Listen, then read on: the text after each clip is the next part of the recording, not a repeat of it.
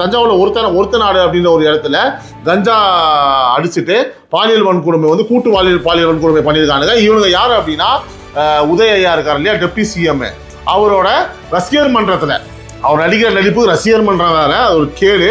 இருந்தாலும் அந்த ரசிகர் மன்றம் இருக்கக்கூடிய ஒரு எச்சப்பொறிக்கு நாய் கூட்டு பாலியல் வன்கொடுமையில் ஈடுபட்டு கஞ்சா அடிச்சுட்டு, அடுத்து ராணிப்பேட்டையில வந்து பாத்தீங்கன்னா திமுக சேர்ந்த நிர்வாகிகள் இளம் பெண்களை குறிவைத்து பாலியல் வன்கொடுமை. விருதுநகர்லயும் வந்து பாத்தீங்கன்னா காதலிச்சு இது வந்து வந்து திருமணம், இப்ப லவ் பண்ணி கூட்டா சேர்ந்து லவ் பண்றேன்னு சொல்லி ஏமாத்தி வீடியோ எடுத்து, இதுவும் திமுக நிர்வாகி. நல்லா மைண்ட்ல வச்சுக்கோங்க. இப்ப நான் சொன்னது எல்லாமே திமுக நிர்வாகிகள், திமுகவை சேர்ந்தவர்கள், திமுகவில் வந்து பாத்தீங்கன்னா ஏதோ ஒரு அணியிலையோ பிரிவிலையோ இருந்து செயல்படக்கூடியவர்கள், திமுக பிரமுகர்கள்.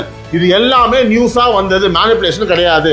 மொத்தம் டாப் 12 எல்லா இடங்களிலும் பிடித்த ஒரே கட்சி, ஒரே தொண்டர்கள், ஒரே நிர்வாகிகள் திமுக என்பதை மகிழ்ச்சியோடு தெரிவித்துக் கொள்கிறேன்.